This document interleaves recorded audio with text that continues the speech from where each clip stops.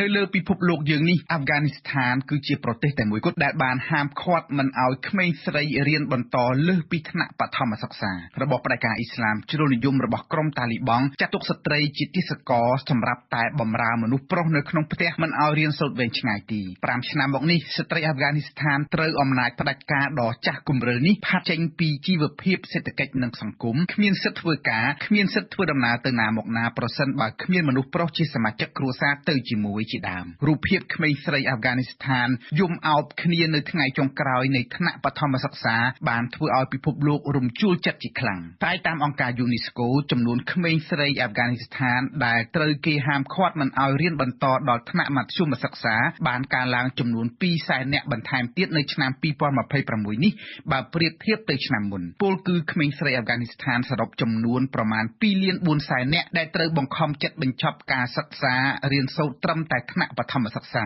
នៅរវាងឆ្នាំ2030ចំនួននេះនឹងកើនឡើងដល់ទៅ4លាននាក់ការរីកចម្រើនដ៏ល្អប្រសើរនៅក្នុងវិស័យអប់រំកុមារីអាហ្វហ្គានីស្ថានចន្លោះពីឆ្នាំ2001ដល់ឆ្នាំ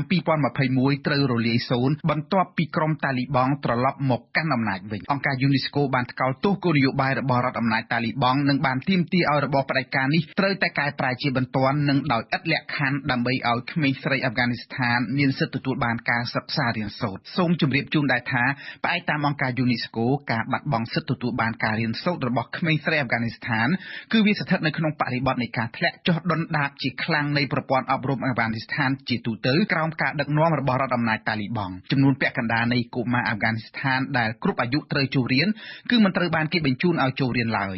90% នៃកុមារអាហ្វហ្គានីស្ថានអាយុ10ឆ្នាំមិនចេះអានអក្សរទេគូបញ្ជាក់ថាក្រុមតាលីបង់បានហាមឃាត់មិនឲ្យក្មេងស្រីរៀនសូត្រវែងឆ្ងាយដោយយកសាសនាអ៊ីស្លាមជាអំណះអំណាងក៏ប៉ុន្តែគំនិតនេះត្រូវបានប្រជាជនអាហ្វហ្គានីស្ថានភេទប្រុសខ្លះច្រានចោលដោយពួកគេលើកឡើងថាគម្ពីរកូរ៉ានមិនបានចែងកំណត់ថាមានតែមនុស្សប្រុសទើបអាចសិក្សារៀនសូត្របាននោះឡើយអង្គការសហប្រជាជាតិបានធ្វើការស្ទាបស្ទង់មតិមួយកាលពីឆ្នាំ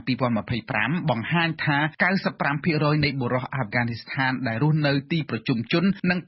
87% នៅទីជនបទគិតថាវាជារឿងចាំបាច់ដែលក្មេងស្រីត្រូវតែអាចទទួលបានការសិក្សារហូតដល់ថ្នាក់មធ្យមសិក្សាសូមបញ្ជាក់ដែរថាដើម្បីកុំឲ្យកូនស្រីក្លាយជាមនុស្សអវិជ្ជាឪពុកម្ដាយអាហ្វហ្គានីស្ថានខ្លះបានប្រថុយបញ្ជូនកូនឲ្យទៅរៀននៅតាមថ្នាក់រៀនលួចលាក់ក្រៅច្បាប់និងខ្លះទៀតបន្តបង្រៀនកូនដោយខ្លួនឯងនៅផ្ទះជាដើមតែជំរឿននេះត្រូវចំណាយប្រាក់ច្រើនបង់ថ្លៃសាលាខណៈជីវភាពកាន់តែលំបាក